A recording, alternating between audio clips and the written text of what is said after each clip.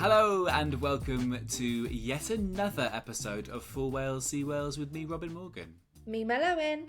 And me, Will Hayward. We are here, but are we here? We are remote. It's a remote episode. Look at us go. It is. It's a busy period for, well, you know, we're just over a week out. It's a very, very busy period. And we're all out and about. But obviously we wanted to deliver the pod. And I love our little remote ones, you know. I think that it adds a bit of spice now and again. I think it's nice. I think people like to know where we are. I know there was a lot of fridge chat the last time we had one, I think. Yeah, my fridge is tucked away this time. On the vying eyes of our listeners. So basically, we're doing this remotely, mainly because you guys have been very accommodating of my kind of weird calendar at the moment. But you'll be getting this on the Thursday, which will be a week before the Senate vote. You'll be getting another pod from us just before polling day, and you will be getting a reaction one on the Friday at some point, won't they? And it's obviously going to be a slightly different order, you know, in terms of like when the pod goes out and stuff next week. But really excited to do the Friday episode. It'll be like a very live reaction with not maybe that much information yet, but obviously we'll keep our eyes and ears on everything. Yeah, this is it, because there isn't an overnight count, is it? It's not like a general election. People are starting to count 9 a.m. the Friday, right, Will? Yeah, so all of the counting will be on the day, on the Friday, the day after the election. We know some of the counts are going to be basically validating the votes overnight, but I wouldn't expect us to be getting results until the afternoon of the Friday. So we will be doing a remote pod like we're doing right now. And Robin, you're going to be on a boat. I am going to be on a boat. I am back on my bullshit. I am going to be working on a cruise, and I suppose my vibe is I'm just running away from the country. You know, whatever happens, I just think a bit of distance between me and Cymru, I think would be very good. That's quite suspicious behaviour, Robin, I will say. You know, maybe I'm one of the secret 8th candidates that no one's checked. Maybe, who knows? Well, speaking of candidates, I got a leaflet through today. I'm going to try and see if I can show you on here. From who we discussed last week, Owen. Owen? Oh, wowie. Oh my God, he is really pretending like he could do anything in this election. Well, I thought it was really relevant. Obviously, we spoke about him last week. Will, you were telling us how he's standing not with a party, and he has emphasised that. Why is he not standing with a party? Please remind us. So the reason he is not part of Plaid Cymru is because he was kicked out for what was unacceptable behaviour. I would say very unacceptable behaviour, probably. And he's in the messaging, he says he worked as a barrister for a decade. That experience has helped him as a politician to challenge injustices, building safety failures and miscarriages of justice. I would say that slipped us sometimes. But what I really actually wanted to pick up on was that he has, in his tagline, he said, "Vote for a person, not a party list." And obviously we've talked about that quite a lot, how the current system doesn't really allow you to really vote for individuals. And he clearly thinks that is what's really going to help him. Am I being a dickhead here? That I'm a bit sus of the fact that he's just got a hotmail.com email account. Oh yeah, that's gross. So it says Owen at hotmail.com. I would say if you're taking this seriously, you'd set up a little, website for yourself, wouldn't you? Yeah, they're not mad expensive. No, I'd appreciate resabowen.com is probably quite cheap, I'd have thought. I don't think anyone else has that username. Should we get that username? Should we I'm getting on 123-red right now.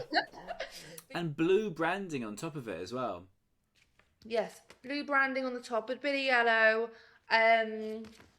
Yeah, he hates mudslinging. Community should come first, so please please vote for me on the 7th of May. God's sake. Put his mobile number on there as well. He hates mudslinging, seemingly because he's the one who keeps getting hit by the mud, but it's been slung at him because of, his actions. And then he says, I put, you vote for a person, not a party, because no party wants him in there. So it's, a strong, powerful messaging from Reese there. Yeah, I got it today. I just thought, in time for our record. How interesting. And in time for you to send off your postal vote, so well done here. Exactly, timed it very well, actually. So today we are going to have a chat about Welsh independence. It's an issue which Plaid Cymru are trying not to talk about. It's an issue that everyone else is trying to talk about because they see it as a good stick to beat Plaid Cymru with. And we decided just to actually talk about it, not from the point of view of like the politics of it in terms of why are Plaid saying this, why are Labour saying that, but just from the point of view of looking at it as an issue, because I think it is something that I think is quite interesting. My second book was about the practicalities of independence and like whether to try and help people form a informed opinion on it. And I think that would be we've got some messages, haven't we, from listeners, haven't we, Mel? Absolutely. Well, I put a call out last week just to say that we were going to be looking at independence this week. If anybody had any questions or just like kind of their own comments, to get in touch. We have never had more. We have never had more. It was incredible. My phone nearly overheated. But I think that really speaks to the fact that this is actually a hot topic. Do you know what I mean? It's no longer, I don't think, just like a fringe topic. I think, and that's not to say everyone's in favour of it, because I'll be honest with you, I would say from the messages we got, it was 50-50 of people going, please no. And those are our listeners, do you know what I mean, who are really interested in Welsh politics. And the other 50, at least curious, if not pro it. So I've sifted through a lot of them obviously kind of were asking the same kind of question or kind of said the same opinion, but I have gone through them and picked out ones that I thought would be really interesting for us to discuss. Are you ready for the first one, guys? Yeah, hit me. So Aled Rossa has asked, what would the process of becoming independent post-referendum realistically look like? Which I think is actually a really interesting question, because it's one thing to have the vote, but I think when nobody knows what would literally happen in the years after, it's quite hard to imagine, really, isn't it? When we said about doing this episode, I kind of, it was quite cool because I got to go back and look at some of the old research that I did around Welsh independence, and I think the first thing to say is that, like, secession, so the countries breaking up, is a really normal thing in like in the world context, because so if I'm looking over here, it's because I've written about this for about 5 years, so I'm just checking. At the end of the Second World War, there was 51 founding members of the UN. By 1950, that had gone to 60. By 1970, there was 127. And in 2011, the creation of South Sudan made it 193. So secession is a part of human history, it's a part of the human experience. So it's not a weird thing for countries to break up. What I would also say, the fact that we can sit and have this conversation is actually kind of interesting, because there's some countries, not like kind of tin pot republics, but legitimate democracies, where it is illegal to agitate for the breakup of the state. In Spain, you can go to jail for trying to campaign for it to break up. Whereas in the UK, you can stand up and say, I don't think this country should exist, and I think people should stop having that. So I think that's fundamentally quite interesting. But in terms of the practicalities, let's talk about like referendums, because there would have to be a referendum simply because there is so much historical kind of context with that. So in the UK, since 1973, we've had 13 referendums in the UK on things like voting reform, the EU, joining and leaving, an assembly for the northeast of England, the Good Friday Agreement. All of these things kind of had referendums. And up until 2012, only 10% of people in the UK thought they were a bad idea. After Brexit, that went up to like 30% of people thought actually referendums in themselves are a bad idea. But realistically, there is no way you could have a part of the UK leave without a referendum. It couldn't kind of happen. I mean, so that kind of begs the question of who kind of gets to vote in it. So ultimately, you could argue that the UK is one single state, and if you're going to let some of it break up, should you let people in other parts of the UK vote in that? Now, there was a whole thing around the Scottish referendum that only people who were living in Scotland could vote in it, and Alex Ferguson, who, you know, former Manchester United manager, proud Scotsman, lives in England, wasn't able to vote in that, and said that was kind of really unacceptable because he's represented his country. Why wasn't he able to vote in it? But I think the established precedent is that you've got to live in a country to vote. So it could be that, everyone who lives in Wales would be able to vote.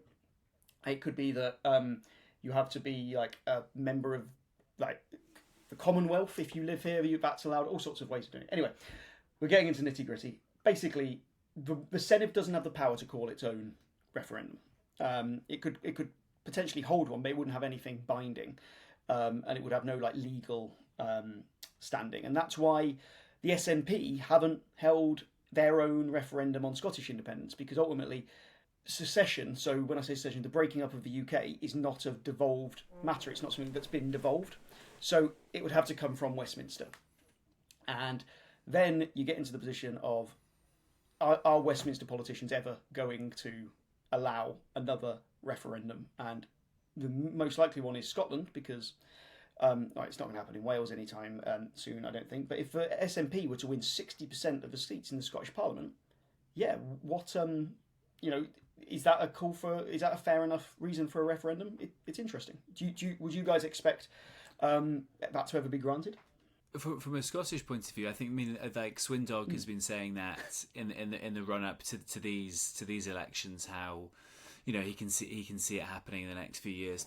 I don't know whether the UK government will fight even harder than the next time, because they've seen how the last two. I mean, the first Indy ref was very, very sort of contemptuous, wasn't it? Like it was very fractious and quite close.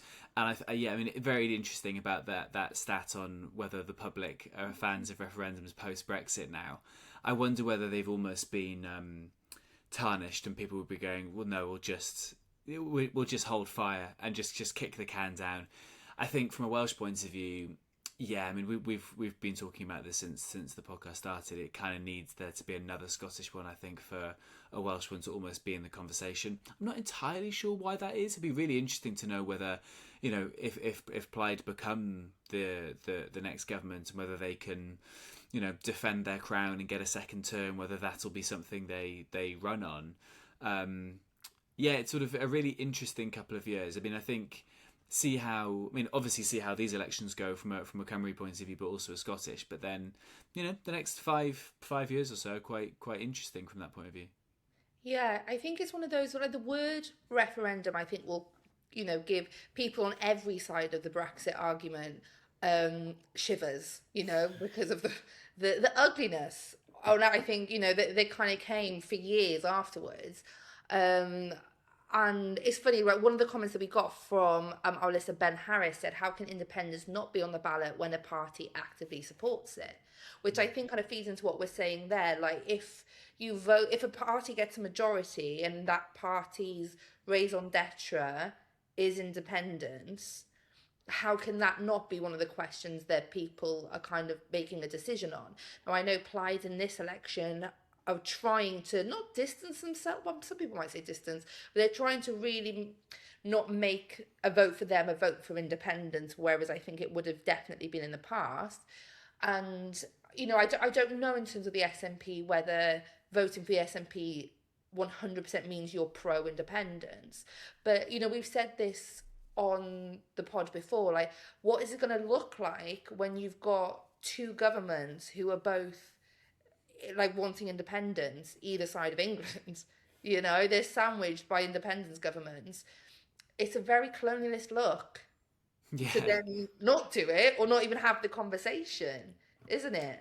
I think Plaid have done well or seemingly like they are doing well, in the sense that I think people will still vote for them even if they are unsure about independence. I feel like they've done a decent enough job to go, let's kick the can down themselves. I think obviously some people will be going, I'm a Unionist, I don't want the UK to break up, so therefore I could never. But I think that they are towing this middle ground in this election. You can see it with sort of, all of the politicians who are doing the media rounds. This is not, I want Wales to believe in itself. Yeah, do you think that's Reform doing them a massive favour though? There will be people, I think we have to be honest, who will be voting Plaid because they want to do anything but vote for Reform, right? They want to keep Reform out. There will be that Plaid vote. Do you think Reform have done them a big favour by by winning Plaid voters who aren't pro-independence but are scared of reform. Possibly, but also I think there are, on the left there's enough parties that you could vote for with Greens and Labour and Lib Dems. Yeah. There's enough people that you could lend a vote to. I suppose, the last 12 months of polls have been kind of in this 2-horse race type area, and I suppose they've got to be promoting something, I suppose. But yeah, I mean, there is this kind of anyone but reform angle from the left and stuff, which I think will also tap into that. It's also a good thing for reform. Look at all these parties running scared. Like they want to stop us. The establishment wants to stop us. That question of how can it not be on the ballot when one party is so intrinsically linked to who they are, I think is actually a really interesting one, because there was a part of me who was like, well, Plaid aren't advocating for Welsh independence in this term, so why we shouldn't focus on it. But also, Reform aren't advocating for getting rid of the Senedd this term, but we know that's a real deep desire of many of the people who are standing for them. And for instance, Plaid Cymru themselves have said Reform are a threat to Welsh democracy, and there's nothing in the Reform manifesto which says explicitly we don't want the Senedd,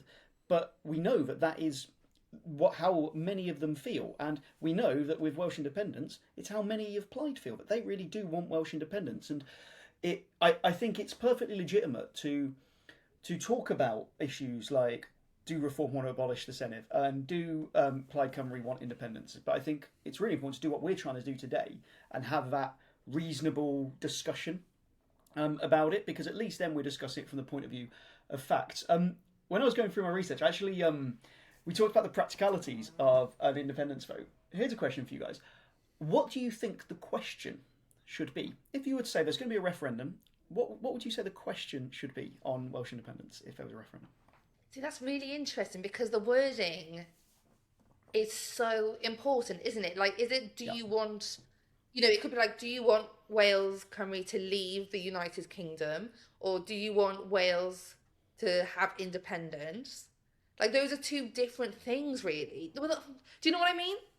I think it's so interesting. I think because it could be should Wales as well, and then that doesn't seem binding either. No, it is interesting, isn't it? Yeah. So there's as part of my research for that book, I spoke to a guy called Professor Kvortop, and he is like the leading expert on referendums. And I was kind of thinking, what should the question be? Could it be, should Wales be an independent country? Should Wales leave the UK?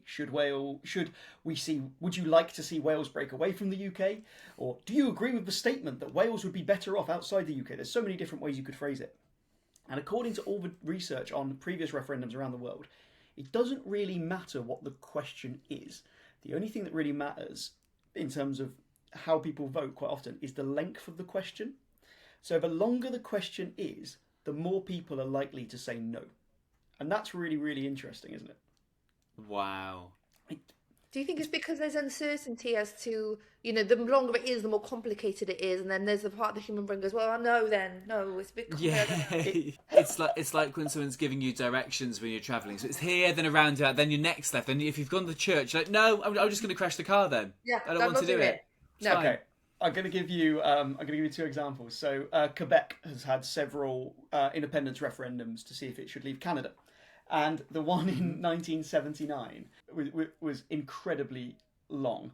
And it also contained long words like acquire, sovereignty, and levy. So I'm going to read the question, but I might get bored and stop.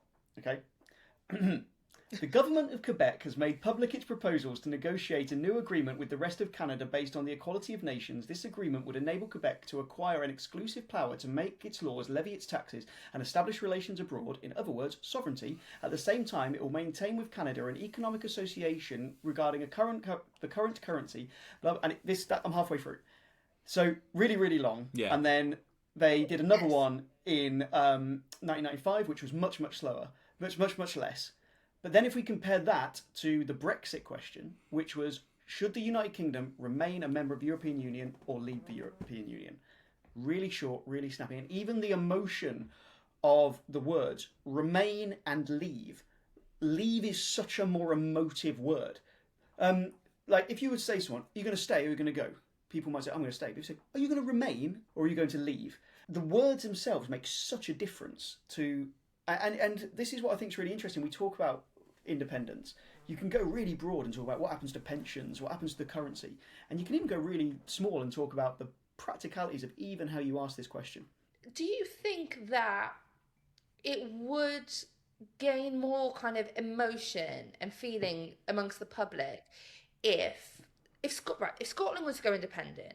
Because I think like it feels like Scotland would have to go first. Maybe I'm wrong. The plot twist. Imagine if Wales did go first. But I think Scotland.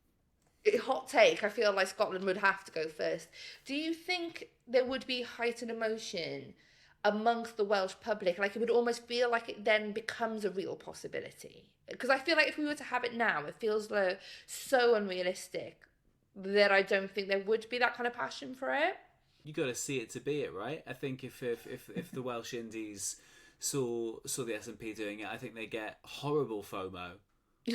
Can we come as well, please? I think you'd get. Yeah, I might just order an Uber then. I'll meet you out there. I think. Yeah. I mean, I think I can't see us going before Scotland do, if we ever do. But I think it starts a potential chain reaction, doesn't it? With regard to Scotland going, and I remember Carwyn Jones saying this to me when I was doing some research for the book. He said that actually he thinks that the biggest issue for Wales wouldn't be Wales leaving the UK. It would be, imagine Scotland goes, Northern Ireland unites with Southern Ireland, and it's just England and Wales left. He said that he thinks what's the most likely thing is that there would be a movement in England to not have Wales, because ultimately Wales would be doing really... They might say, well, why are we supporting these subsidy junkies in Wales when actually people in the northeast are getting a much worse deal? And actually, that would be the worst thing that could happen to Wales. It is to become independent by default with none of the conversation, none of the self-confidence, none of the work done that would be required for Wales to be an independent nation, and it just happening by kind of default. I'd love that. I'd absolutely love that. I would sink my claws in and get pregnant on a national level. I'm not letting you leave me ever. I am going to take all of your subsidies. I'm going to Khloe Kardashian the fuck out of England. Well, funnily enough, our listener Andy GCTP, a cousin of ChatGPT, I can assume, has said, if Wales is too poor and a drain on England's finances, why wouldn't England want to be independent from Wales anyway? Which I think is a really interesting take, and I think it feeds onto what you just said, Will. Like, would England just go, oh, fuck off? If you live in England outside of the southeast, I think you would be, especially also outside of maybe Greater Manchester, you can sit there and go, well, hang on a minute. We have really high levels of poverty. We have issues with transport. We have really bad problems in terms of a lack of investment in our area compared to other parts of England. The only difference between us and Wales is at least in Wales they get a voice. At least in Wales they get a parliament. At least in Wales they get a kind of, through the Barnett formula, at least some guarantee that they're going to get at least a reasonable amount of funding. Whereas, so if you're in England, I can see why people in certain areas of England would want it to change. I actually think what we need really is and this might lead on to interesting questions about other forms of changing the UK, but what we need really is England to have its own parliament, because we can't have this situation where the Prime Minister of Britain also doubles up as the Prime Minister of England, because we've said it on the pod many times that is the equivalent of the Governor of California also being the President. It just doesn't work. It's interesting. I mean, there's so many areas of England, I'm thinking sort of post-industrial towns in the northeast that have so much comparison to areas of Wales that have kind of been left behind and stuff. And yeah, you're completely right. At least we do have a voice. At least we do have that way of I suppose people fighting for us. I suppose they've tried to do that with mayors, right? That's been their sort of. Andy Burnham can't do it all, though. Will, I've said it before. Die on that hill. As will Andy from all the work he's doing. Yeah, I know, knackered. Yeah. Well, I think speaking of like politicians and their roles and how those could change, my links are not as good and as slick as Will's. I'm really trying, but Will's are so slick with he's like a little eel with his ones, you know. I'm not as, but that was a compliment, believe it or not. Our listener Lloyd Harvey has said, "What would the Unionist parties look like in an independent Wales, which is so interesting because if you are in a Unionist party and then all of a sudden you're independent, like, would they have to completely shift? Do you know what I mean? Or does like being a Unionist party just kind of go by the wayside and they just focus on other policies? Well, like, what does that even look like? Well, speaking as a little eel, I think what I would probably say is that you might. I was like, oh, she's complimenting me. She's complimenting me. Oh, no, no, no. There we go. There's the backhand. It's a really interesting question of what would happen with the union parties, and obviously we can't see into the future, and there's no guarantee Wales will ever be independent. There's perfectly good ways that you could reform the UK, which I think would, take the sting out of demands for independence for all parts of the UK. But I reckon what would probably happen is we'd see a similar situation as to what we saw with devolution.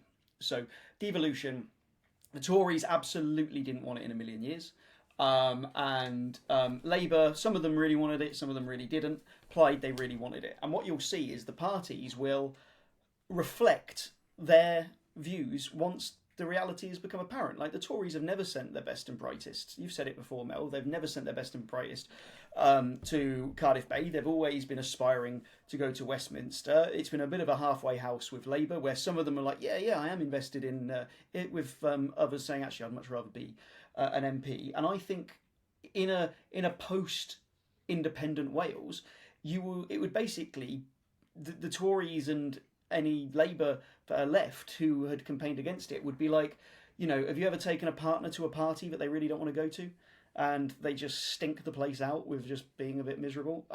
I would imagine that would be, actually, my partner's never been like that. I've been like that. I've been that person stinking the party out, and I think that would be what it is. But you'd probably see a change if Wales was at a point where more than half of the people wanted Wales to be independent. I think you'd probably see the parties begin to shift to reflect that reality. And maybe you'd see a Welsh Labour which is separate to UK Labour, which maybe has a less hostile to independence attitude. I don't know, I'm just hypothesising, and obviously we're talking in hypotheticals here, but I think it's a really interesting question. I think you'd also have surely some parties who are running on a let's rejoin the UK, let's rejoin England party, right? You sort of... I think that would, especially if it is a tight vote, if it is, I don't know what the percentage would have to be for it to sort of to get over the line. Then you go, okay, well, there's still like 40% of the country who don't want to do it. But I think that the main takeaway from that whole conversation is we've got another out of context game for the live show, which is Will saying "speaking as a little eel." Can't wait for that. Just in answer to that question that you said there, Robin, about the vote, how many does the vote have to be? That's actually a really good question. So we've seen other referendums where you need 60% to be able to get it over the line. You need like a supermajority. I think it was when Montenegro voted to leave Serbia. I think it had to be 55% of the vote.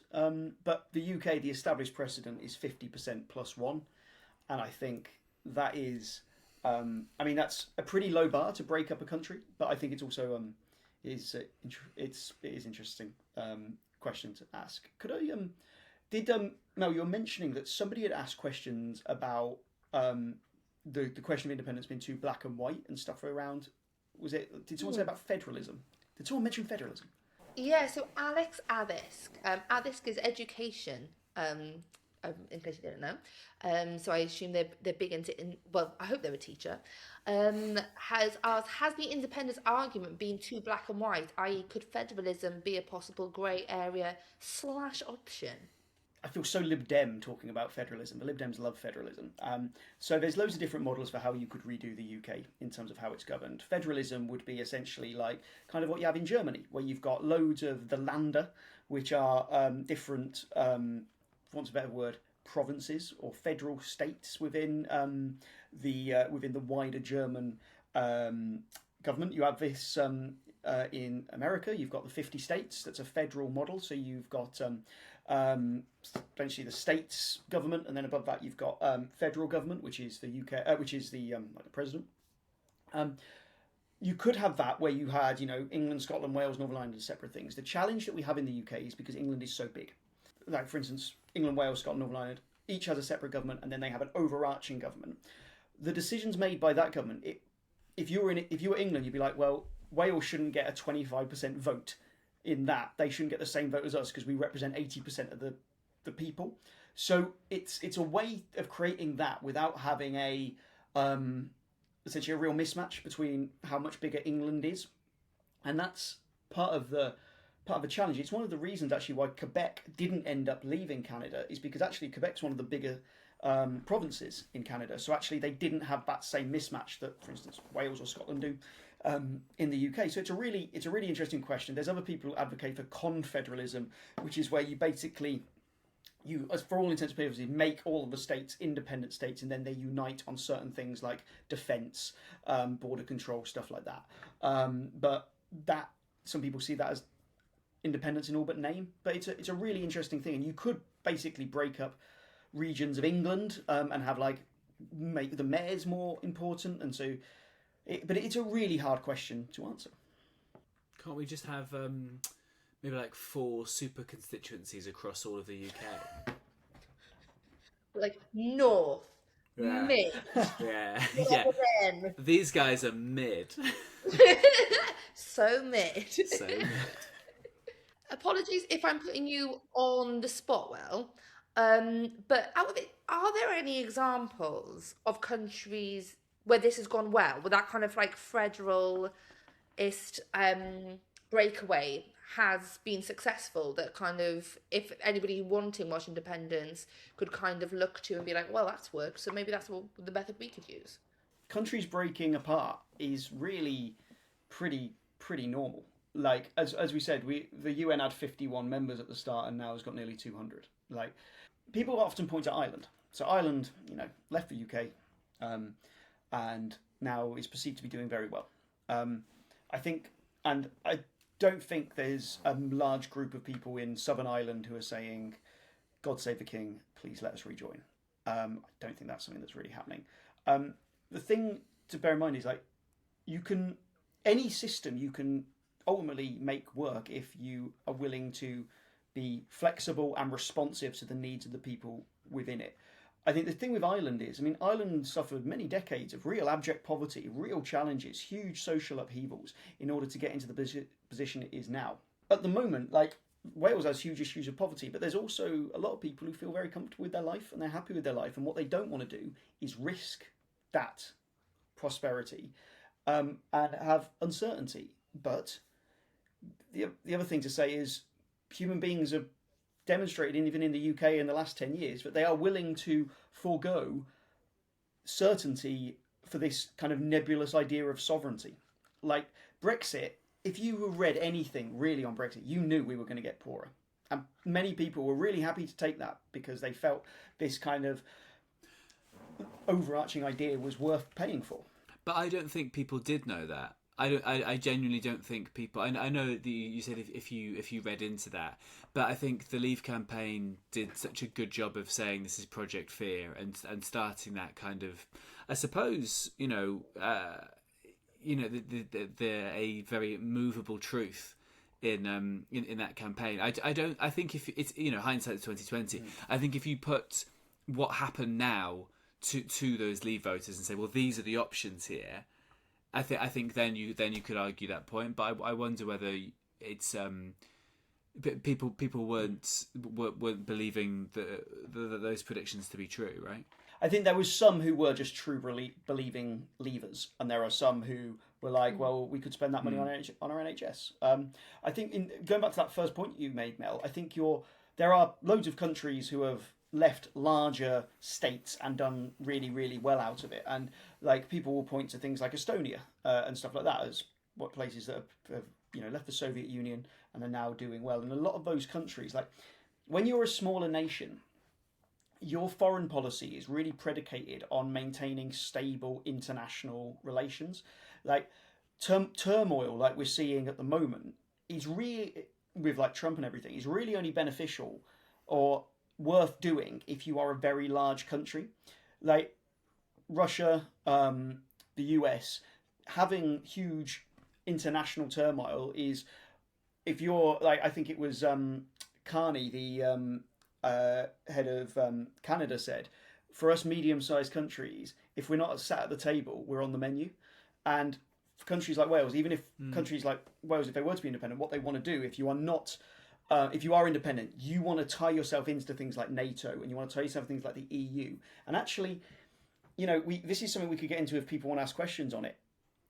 If you have an independent Wales, there is no way in hell you really want to be massively estranged from other parts of this island that we all share, because that would be insane. You can't really have any vision of an independent Wales that has anything other than a completely open border with England, because the northeast of Wales is the most commuted out of area of the UK, and most of those people are going to Liverpool. There's independence and there's isolation, and I think they're quite different things. But I will just say one thing about how complicated it is. If we accept the idea that you have to have an open border between England and Wales, and I just don't think you can put forward any vision of a future United Kingdom where there are borders on this island, if you are going to say that, that does then restrict Wales's ability to join the EU if England is still outside of it. Whether it would want to be, by the time Wales could be independent, we're going to be 15, 20, maybe 30 years in the future, and you never know what it could be like. But it's complicated. And also, I mean, if it were today, the EU wouldn't want Wales at the moment. Do you know what I mean? As it stands. But I think to that point, I personally have flip-flopped on the idea of independence so much. So much. Like daily. It will be different yesterday to what it was today. And, I think, I will, like, certain chats we have, well, when you tell us about, like, the HS2 stuff and all that kind of thing, as angry as I get with Westminster for the way Wales has shafted it so much, do you know what pulls me back every time is the thought of the COVID vaccine rollout and how quickly we got it compared to the rest of the world, basically. Like, us in the US got it so quickly. And the reality being that had we not been in the UK, we would not have had that even nearly as quickly. And it's those things that scare me. And it's just like, for me personally, that one example is always what brings me back. I was going to ask, Rob, what you've said you're indie curious before? Yeah, I think we talked about this before, where it was when I moved back to Wales after my daughter was born. This is like January 2020, and then obviously COVID happened, and then obviously I think a lot of people became a lot more aware of the splits and how those the two measures were being done with Drakeford and Boris.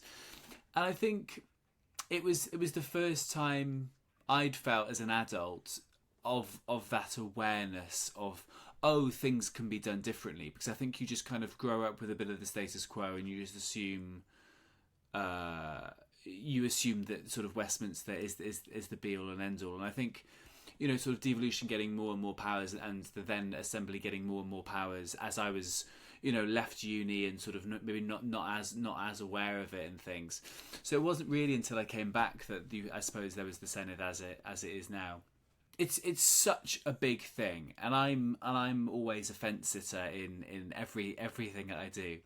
I find it very, very interesting to hear the sort of the nuts and bolts of it all, because I think that's something that people weren't aware about with Brexit, and even during negotiations we had on a Westminster level Northern Ireland secretaries who weren't aware of the ramifications of what they were suggesting.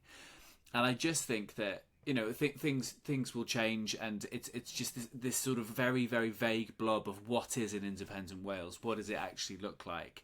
And I think it'll be interesting if Plaid get in and they spend this £500,000 on this sort of feasibility white paper, and what that comes down to look like. Currency, border, EU, pensions, who's going to be on our money? It's nuts and bolts stuff. Should we be having referendums on all of those things, and should they be 600 words long for each question? Yes is the answer to all of those questions. So my view has always been, I am open to anything, providing you can show me how it's going to work and what the risk of doing it is. I passionately believe, and have just written 95,000 words on how the current system does not work for Wales. You can't look at how the UK is currently constituted and say it works. You also can't say it really works for any part of the UK. We are a creaking and arcane structure built on precedent, tradition, and the people who advocate most for it seem to have the least respect for it. And I would be open to any ideas that could fix that. But I think what's really telling is that Mel was saying, well, I am actually open to the idea of Welsh independence, but one of the things that stops you is, would I get a vaccine if there's a pandemic? And my point is always, well, if that is one of the things that is stopping you wanting Welsh independence, then it really shows how poorly the UK is performing, because people aren't arguing for the UK on its own merits. They are arguing for it because, oh, it could be really bad if we're not in it, rather than I really like being part of the UK.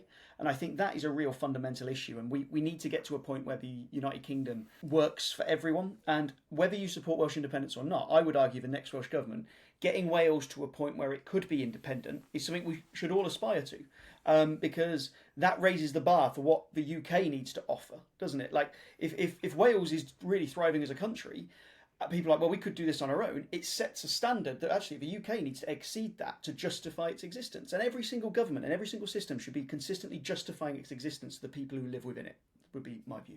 Regardless of whether you are pro-independence or not, you're saying we should be challenging the status quo because the current deal should be so much better for everybody, yeah? Is this as good as it gets? Are we? If we accept that the current situation, with this level of poverty, with this level of housing, with this long waiting list, with these really low educational outcomes, if this is as good as it gets, why are we even bothering doing any of this? If this is the sum total of our ability as a nation, it's embarrassing. Like, we should always be challenging the status quo, and we should have leaders who are able to improve our lives. And that is the biggest argument for a UK, is a functioning UK. I think if you were in a romantic relationship, or even a platonic relationship with a friend, and you were getting sort of like shafted constantly, be like, no, well, you know, I don't want to get on the apps, so I'll stay with them. I think there's an element of, I always remember sort of seeing people like post Facebook relationship statuses like, happy anniversary to this one, you drive me crazy and I want to kill you on a daily basis, but you're my crazy person. You're like, break up with that person. It's a shit relationship. Yeah, you don't like them. Yeah, you hate each other. Not like, yeah. On that note, Meredith Ap Robert, epic name. Shout out to his dad, Robert. Is there a long-term way to address this matter that doesn't, so I assume that means like improving the status quo, that doesn't require us constantly making a fuss or threatening to leave? I mean, my argument would be that making a fuss and threatening to leave hasn't improved things at all anyway. But is there a way to make it better? I think it's made things better for Scotland. I think Scotland gets a much better deal in the Union than Wales does, simply because of that threat of independence. I mean, there is no way the HS2 situation would ever be allowed to happen to Scotland. It just wouldn't ever happen because of the reaction that would happen to it.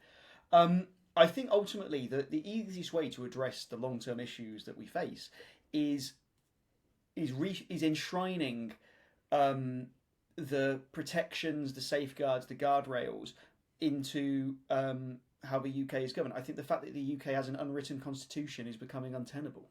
I think the fact that we're kind of held together by all these kind of norms and conventions just doesn't work anymore, because you get people coming in who don't give a shit about them.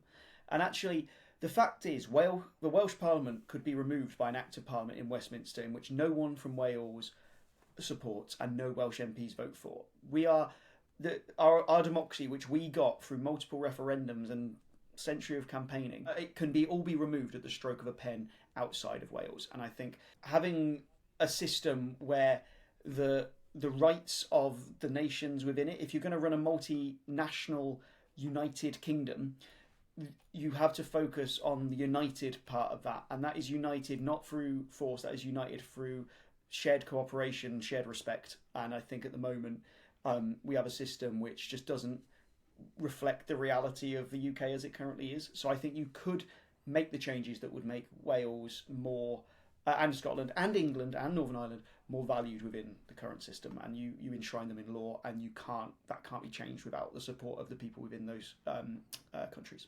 I would argue as well. I don't think Wales have had the opportunity to threaten to leave, because of the party that's led us for the last 27 years. So I think it would be interesting to see how hard the next government, if it is Plaid, will go on that, because this is what they're saying, isn't it? The fact that well, how are you going to do anything differently to Elena Morgan? Well, we're going to pick up the phone. We're going to shout. We're going to shout louder, and it's going to be from an unknown number, and that'll be scary for them. It's just really on FaceTiming him. You get the whole face, actually. Yeah. It would be interesting if a reform majority, how far that would set back the argument for independence. I don't know if it would galvanise those on the left and galvanise those people who want independence more.